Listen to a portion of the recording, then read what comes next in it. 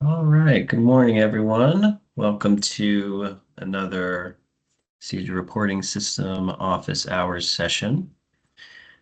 In the demonstration portion, we'll be walking through the training program completion and transition outcomes section. But first, we'll open it up to Q&A. I don't really have any updates to um, share this morning. There were a couple issues that I still need to look into that came through the help desk. One involved updating the monthly narrative report. There was a message showing that a quarter needed to be selected, even though it looked like it already was. And another one was with the plan versus actual numbers. It looked like when the custom date range was selected, it was pulling back. Yeah, it wasn't pulling back numbers. So we'll have to take a look at that. I know our programmer in the current round of updates is taking a look at that.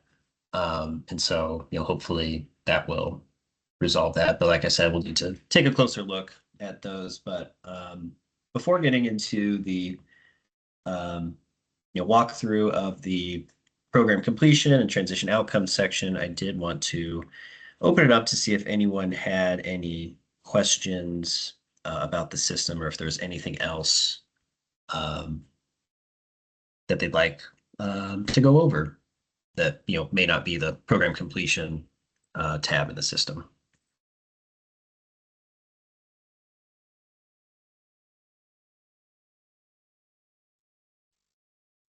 I'm kind of thinking about it right now. You know, as far as entering information in and partnerships and things like that. And can you hear me okay? Yeah, I can hear you, Lucas. Awesome, awesome. So I don't my name's Lucas, by the way. I'm with Alton, CEJA.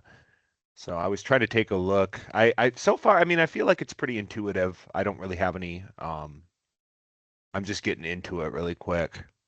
Because I think there was a question I had, but to be honest, it's kind of escaping me now that I'm on the spot. I might need to think about it a little more. No worries. And are you talking about the outreach and partners tab over Yes. here? Yep, Okay. exactly. So, Yeah, we do have some updates that are in progress for that. And once we get those finalized, we'll be, walking through that as well. So there may be some changes to, cool. what All you're right. seeing, Well, what your I think I'm good questions on are. questions right for now, but I appreciate it. Yeah, no problem.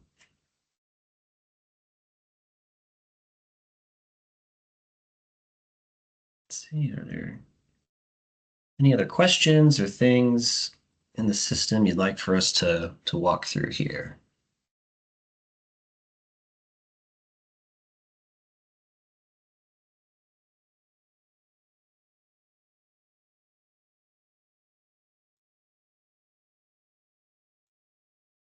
All right. Well, if not, there will be time later in the call for Q&A.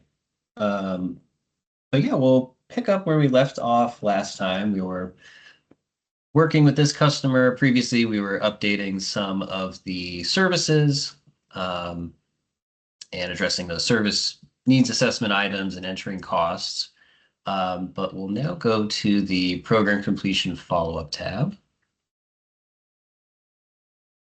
And then here we have a few buttons that we can update. So the training completion status, if the customer, has, if we need to make a change, it defaults to in progress once they're enrolled. But if we need to make a change, we can click this button here. And in the drop down for completion status, we have a few different options in progress, which we already have. But then we also have complete and withdrawal. And the reason we added in progress was, just in case, a customer is accidentally set for, one of these two other statuses that, you can go back and change this if they, are in fact withdrawn or complete. If we select complete, we have the completion date field where we can select the date here. And we also have a exit interview questionnaire file upload that can be uploaded here as well. And oops, if we select withdrawn, then a little slightly different. We have the date that can be selected for withdrawn and then the reason for withdrawn. So we got our options here. And then we also have the exit interview questionnaire here. And so for this customer, we'll say complete. Enter the completion date, let's say last Wednesday. And we'll click save. That will update, and then we'll be prompted to leave a case note. Let's see, training completed, express completed. Training for ClientWorks. So we'll add the case note, and then we'll see that they are complete with the date that we have entered. And then program completion status. So, if they're no longer receiving any services at all, the wraparound support or transition services, or once all services, or let me rephrase that, once their services are no longer being provided for the customer, we can then update the overall program completion status.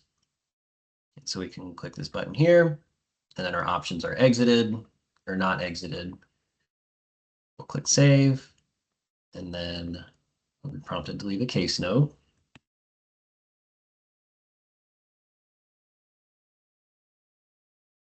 So receiving services has exited the CEJA program. So we'll enter the case note here. And then we'll see they have a status of complete. Program completion status is exited. And if we go back to our progress page and we refresh the data here, we will see the training completion status is complete. The program completion status is exited. And I think this is on, we have this in a upcoming update that we want to have. But if you do see this red flag and they are exited, there's no action. This is just something that we need to update. So we're good on the progress page. And then we have the transition outcome section.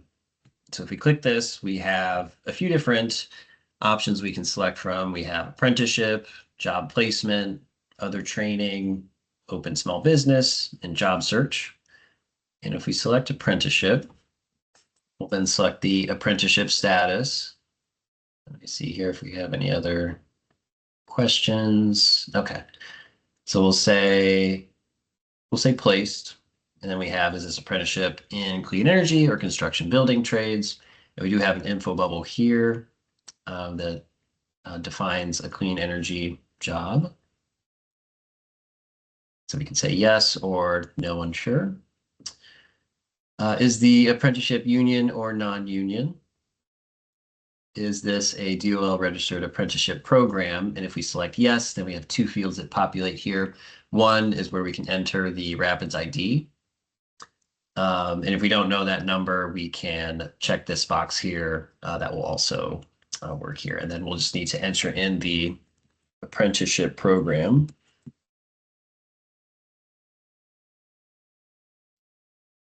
And click save. And then we'll leave a case note.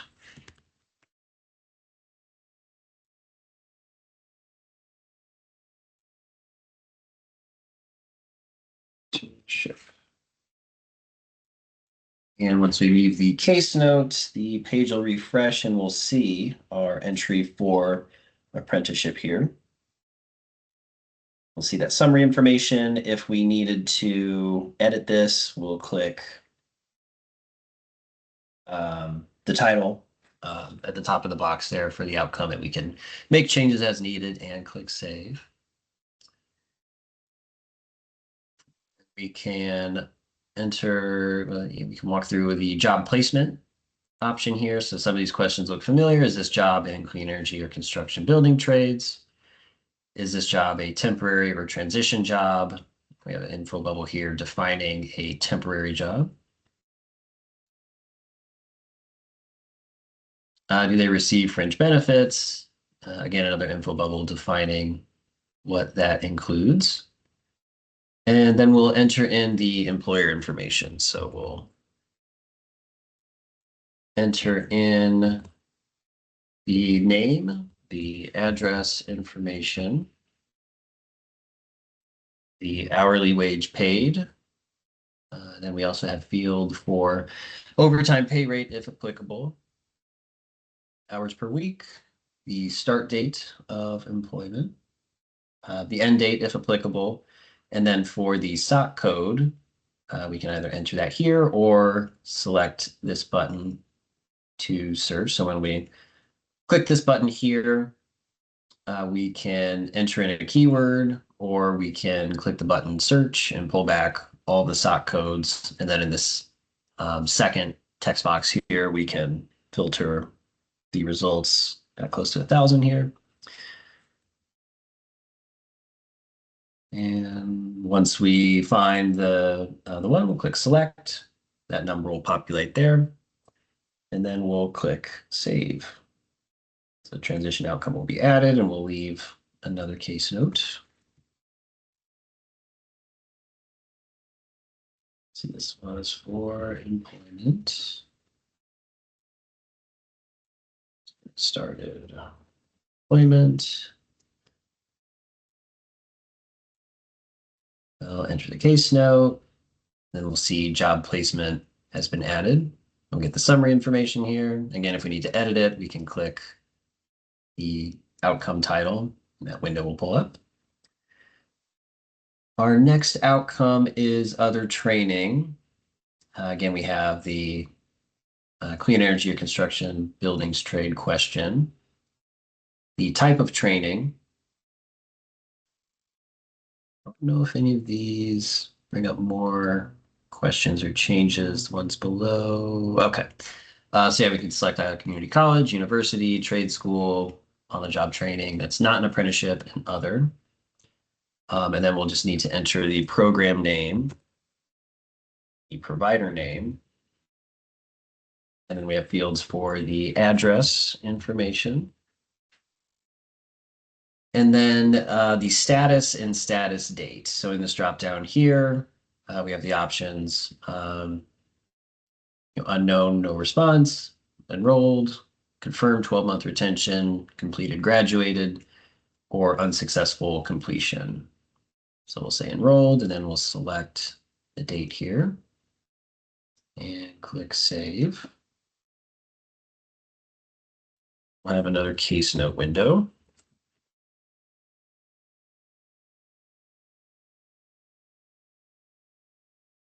Oh, no, this isn't apprenticeship. Sorry. Column 3. We're training. And the case note. And again, we'll see that summary information. If we need to edit, we can. We also have an outcome for open to small business. Is a business in clean energy or construction building trades? Then we have the fields for state of the business, declining, steady, or growing. You can enter the business name, the address information here, business URL, the number of employees, the year the business open, what services does this business provide?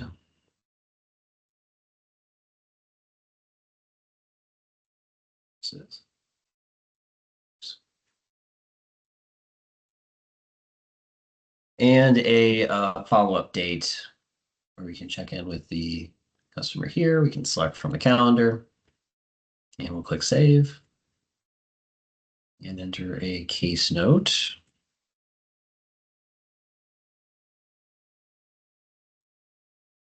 Small business.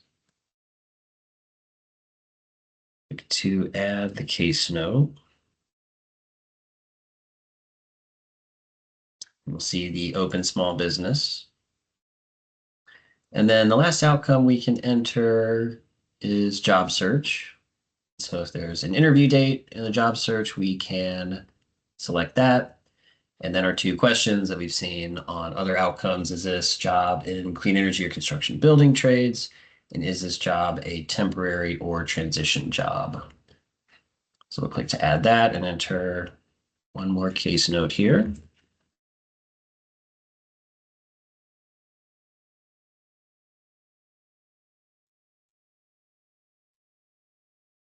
And when we select this, we'll add another case note and see our summary information for job search here. If we need to edit again, we can select this. In the event where we've added a transition outcome that was maybe intended for another customer, maybe Jason here was not actually in an apprenticeship, we can click this red X to remove the transition outcome. We can see that that's been removed here. See just a few other things on this program completion follow-up tab. For follow-up case notes, we have the different intervals for when follow-up is needed for 1, 2, 3, 6, and 9 months, and then 1 year, 2 years, and 3 years for follow-up.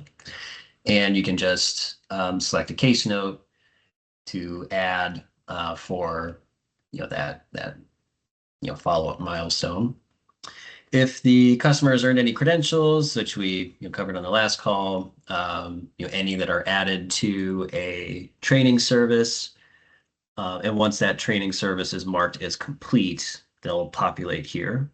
So you can see those two for OSHA and solar that we entered last time.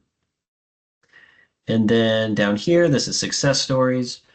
You can add a success story for the customer if we select this button here.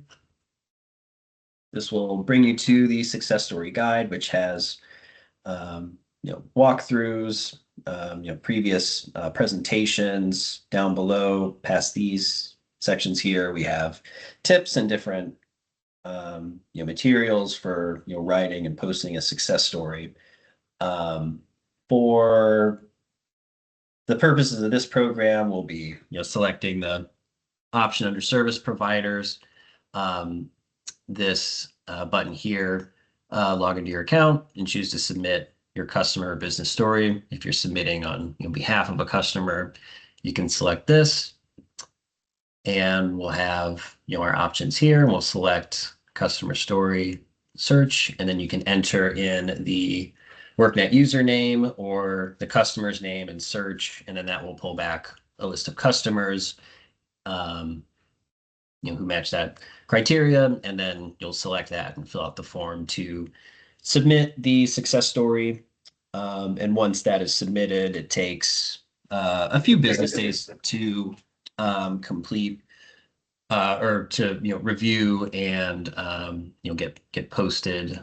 So it will show up in the success stories tool in workNet. Let's see.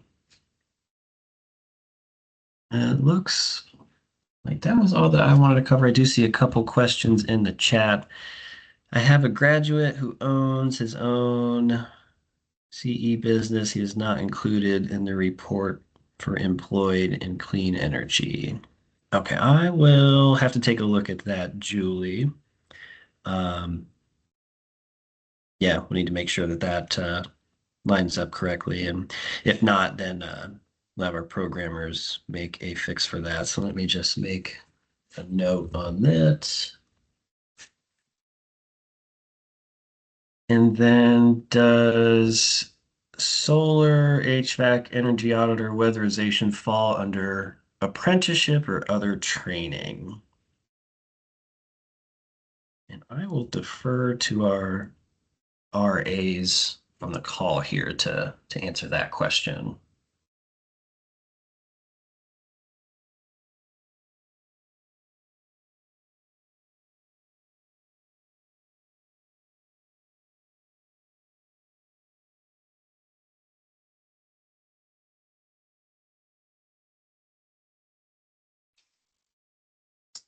Nate, Michelle, or Larry? I guess just starting out, which is this like a transition outcome that you're trying to enter? Or is this just a service? Found transition outcome as moving from bridge to the advanced Gotcha. trainings that would follow bridge. So In the Workforce Hub program? yeah. See, Okay, yeah, so whenever, at least as far as this service, this is Natasha, I'm not obviously an RA, but just to kind of get a little bit more information. So if you're in the career plan and you have, the bridge program is automatically like populated.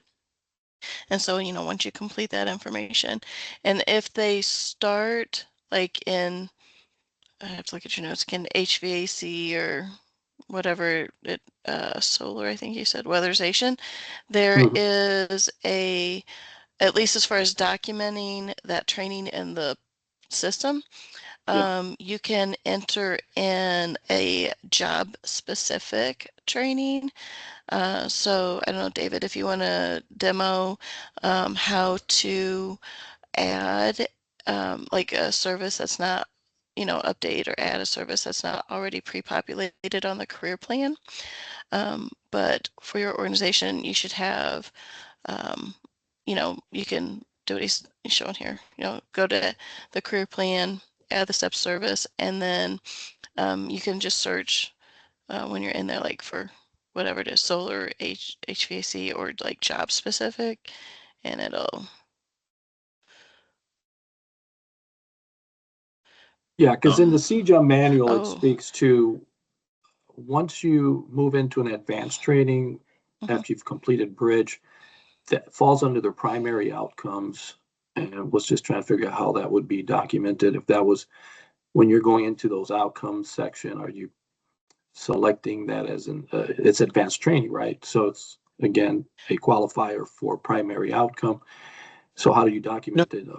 You're selecting that as an apprenticeship, or is that Well, other training? Because there is no advanced training in that okay. drop down that you're showing right now. so job specific training is not an advanced training outcome. Okay. Advanced is what happens after the CEJA job specific training. So the advanced training is an outcome, and so we won't have outcomes until folks leave the program. And so we've got some. I think we've probably got some situations where we've got maybe like maybe they'll have a year of job specific training and they'll get a certificate or something like that, but then maybe they choose to stay on to get like an AAS or something like that. In that case, that would be an advanced training, could be an advanced training outcome depending on kind of what your curriculum plan is. And then I think we've got some guidance around, outcomes for folks who get hired like directly from a bridge program. But those are kind of like the kind of some exceptions to the rule, whereas like the rule typically would be they do the bridge, they do the job specific training, and then an outcome happens after that. Okay. I follow you now. Thank you. Yep, no problem. And so what David and Natasha were showing there was just how to set up the service for that job specific training. But I guess maybe to just double check with David and Natasha that when we do get to the outcomes, the transition outcomes piece, to just make that advanced training is an outcome there, right? Yeah, we have other training. Okay. Yeah, that's where it is. Would be It's the other closest training, one and then you can choose like community college or university, trade school, other things. out there. Yeah. And as far as Is setting up that service, or go ahead, was there another? I was gonna say, just to keep it consistent, is it a way to label that as advanced training just to have no confusion? I was thinking the same Yeah, thing. yeah. We may need to look at that though. But I think we should add that to the list of like things to examine, because it sounds like there's some. I don't know if it'd just be as easy as relabeling other training as advanced training, or whether there's some additional logic built into like, oh, well, this is clean energy training, therefore it'll be counted as an advanced training. It was like, we may need to think through some of those pieces, but yeah, I totally agree. It'd be better if we had the right label in there, I think.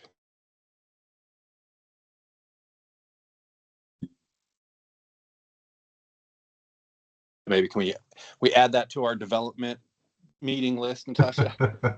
Right. Sure can. And as far as setting up that service, I was logged in as a climate work, so I wasn't seeing those options here. But if we're in workforce hubs, we go to a customer here and then their career plan.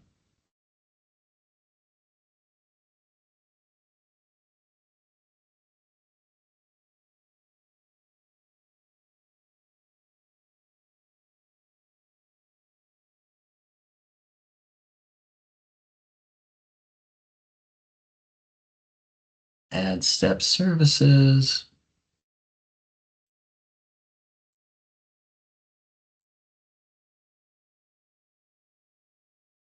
Click the button to add. And let's see here. We said, yeah, here we go. If we can pull this back here. So if we start to enter in job specific training, we can see the different service options that we have here. HVAC was mentioned, solar, weatherization. What was that other one? Energy auditor. Yeah, here we go. And so then, yeah, we could click to add. You can edit and enter in the information as needed for the service here.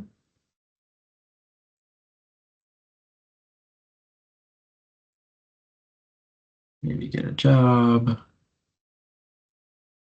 Enter in our dates, average weekly hours, status. Select our provider. Click update and enter case note.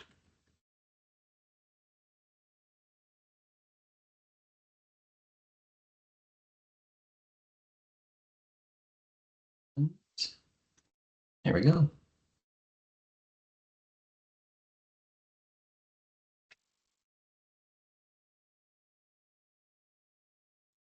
All right, are there any questions about the program completion follow-up tab or anything else for the CEJA system?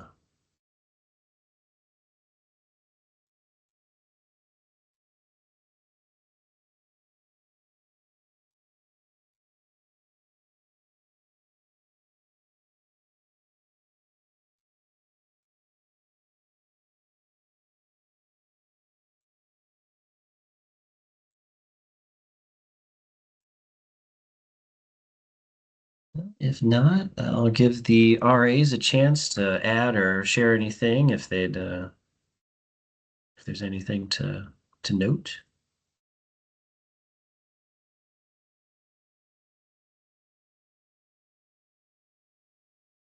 Nothing further. Nothing additional for me either. Thanks.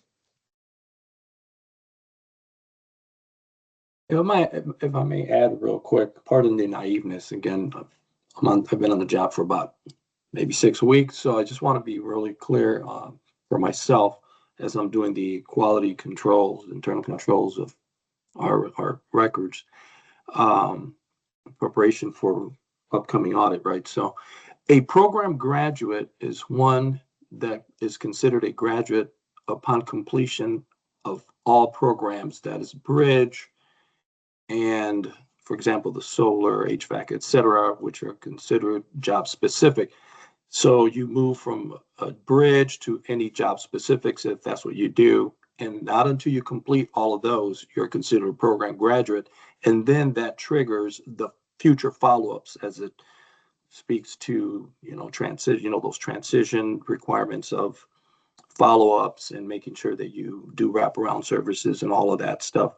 So I just wanted to be real clear, what is truly a program graduate as it relates to this CEJA reporting? Yeah, I mean, I think that sums it up right. Like for I think we're trying to get away from using the term graduate for reporting purposes. Mhm. But I Use think completer. right. Yeah. And so I don't want to get too far down the road of graduate, but I think you've kind of explained that pretty well, that possible distinction being that the graduate is somebody who completes the training, like the actual training components. And I would say most of the completers will meet that definition too, but just want to keep open the idea that there are some scenarios where we will count for compliance purposes and reporting purposes that somebody's a completer, even if they haven't totally finished all of the training, right? Because as we move into a performance-based payment model eventually, we don't want you as grantees to get punished for a successful outcome, right? So if you somebody in training and a solar company comes and says, hey, we need an installer right now, and we'll be happy to take a couple of your students for this project. We don't want you to say, no thanks. We're gonna just we're gonna hide that opportunity from them so they can finish their training so we can get them counted as a completer, right? So we want to set it, if they're getting hired and their skills are in demand and you've provided them that skills training, well then let's go ahead and count that as a compliance completion for you. But I think in the general, for probably most of the students, that graduate is going to be the same as the completer, if that makes sense. Okay, yeah, I believe it does. Yeah, again, I was just trying to create some checks and balances for our internal controls to make sure we're hitting the mark. So I'm thinking here, I'm creating a spreadsheet to try to check off on things, and I was just trying to make sure that I was clear that who's considered a completer as you're putting it versus program graduate. The manual speaks to program graduate, so I was just following that to the letter of the narrative in the manual, if you will. So I just wanted to communicate to those staff members who are doing all of those service follow-ups and doing the actual notations or annotations in the system. Because again, I'm just doing the checks and balances to make sure that the compliance is there of what follows thereafter they go through each program, transitioning to the next step, and so on. So we are compliant. So that's why I was asking for the clarity. So I appreciate it. Yeah, no problem. And we're doing some manual updates right now, so I'll make sure that's one of the updates is to just get rid of the word graduate. Thank you, so appreciate it.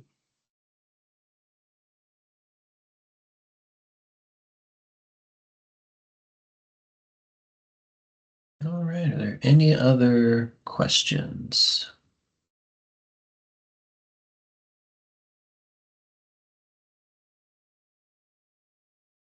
Yes, I actually did have a specific question that's not really related to this specifically, but I was wondering about I'm the outreach specialist for my branch is CEJA here, and I was wondering about I've been doing some group posting on like Facebook and stuff like that.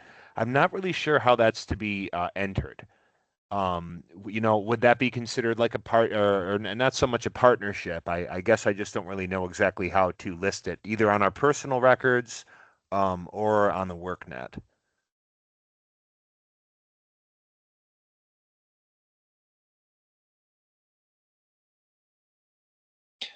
So how to record like a social media post as an outreach? Exactly, because it's a little more cut and dry when I'm reaching out to businesses to see if we can do partnerships or speaking events or things like that, say like a high school, but if I'm just posting information and flyers and things on a social media page, it's a little different. Yeah, I don't know if other folks agree. I think we're still trying to develop that. Sweet. We're trying to strike that distinction between outreach versus engagement. And I think maybe even marketing is maybe even a different bucket. So yeah, I think we're rolling out some functionality in the system with that here sometime soon. So I hope we got some additional guidance on that soon, but I don't know if we have a straight answer on that right now. I don't know if other folks. No problem. Yeah. Thoughts. In the meantime, I just I record it on internally and everything like that and make my own notes of it. So I'll just continue to do that until we, see it roll out on something like that. And I appreciate it. Yeah. No problem. I think part of this is like how much of this is for compliance, and so how much do we actually need you to enter into the CEJA reporting system, and that may be one of those pieces where it's like, okay, yeah, that's important for us to collect a sample of maybe once a year or whatever, but I don't know that that'll end up being something that you need to put in the CEJA reporting system. But yeah, so I think that's part of why it's hard for me to give a really clear answer there, because we may not need that, but just hold tight on that for now. Yeah. Sure. Okay. Thank you. I agree with your response there, Nate. It is something that we're working on. My initial thoughts though were that if in without further guidance, maybe each one of those posts could effectively be considered an event, just for tracking purposes, because other than that, there's really no other way to track it in the system, right? Right. David and Natasha. Yeah, that's correct. I'm curious if I may jump in again, regarding sampling. So are you going to have kind of a narrow focus population as it relates to completers, and see how everything was properly documented from when they were referred by the navigator all the way throughout completion of the program, or it's just more of a random selection? Kind of it depends on the type of review that you're getting, that you're referring to. There's kind of two levels. One is the technical assistance compliance review, which is really a kind of a more program design assessment, and it's kind of, if I can use the term, kind of 10,000-foot view. The full monitoring compliance event is more kind of the nitty gritty, where samples of participants and reviews of documentation occurs. And so it depends on which one of those types of reviews you're getting. But to your question, yes, I'll say yes, that if in fact you're getting a monitoring review, the part of the process is to do a sampling of participants, and there'll probably be participants sampled at every level, whether At every they're inquirants, applicants, people who are currently enrolled, and certainly people who have been exited and placed and are in follow-up as well. So that probably will be part of the process. Okay, so yeah, it's not a real unique, specific, narrow focus of, we're only going to look at those from inception all the way to completers, being completers. So it's more kind of a random of, like you, because with our hub, we're already at the full monitoring. TA has already been conducted in the past year. So in preparation for that, just wanted to have an idea of how your selection would be, because that helps in terms of checks and balances to make sure, dotting the I's and crossing the T's, or however that's said, right? To be best prepared, because we don't know what you guys, how are you going to give the sample when you come on site? Are you going to give it prior to coming on site? I'm guessing that, and you can fill in here too, Nate, but I'm guessing that the normal process is to give the sample prior to the event, so that the grantees have the opportunity to compile the necessary documentation. Outstanding. But full transparency, we are currently finalizing the process. No grantees have actually been monitored for CEJA yet, and so the first series of monitorings are slated to begin in the late winter, spring time period, and so we're finalizing that process now. But we will give you, as grantees who are in line for monitoring visits, the process, so that you can be prepared. Outstanding. Thank you. Appreciate that. Yeah, and I was just going to add too that we actually on Tuesday will have a TA office hours session where we'll be joined by a program monitor who will be part of the team conducting the monitoring in the spring. And so for more details on kind of those questions that you were asking, that would be a good venue to ask those in, and they should be able to give you additional detail on that. And then also just wanted to clarify too, I'm not sure which grantee you're from, but there a number of the grantees will get a second year of TA in the spring, with like formal monitoring only to come like later, just because of the schedules of our internal monitoring team and those kinds of things. So, but yeah, also just agreeing with everything Larry said as well. Okay, so if we would be subject to a second TA, since we already have undergone one, that would be announced, I would gather. So. Oh yeah, Correct. yeah. I mean, I think the rollout process is going to be pretty similar to both in terms of, if it's TA or monitoring, either way, we're going to send you a letter, a month or so in advance to say, here's what we're looking, and we're going to be looking at a lot of the same things, right? It's like, but I think that TA review will be more of a conversational, like, tell us about this and what's this, whereas, the a little more formal and looking at the document, that kind of stuff. Awesome. Well, whichever it is, trying to be prepared for both. Well, thank you so much.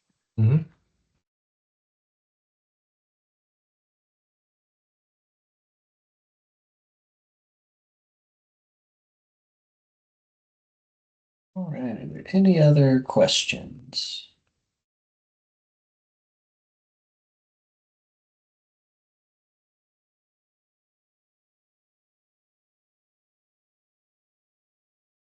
Well, if not, we'll end the call here. If there are any questions, please reach out to Natasha or I for technical assistance, or the RAs for any other questions. I will get the recording posted to the partner guide. And with that, we'll end the call here and hope everyone has a great rest of your day. Thanks all. Thank you. Thank you. You do the same.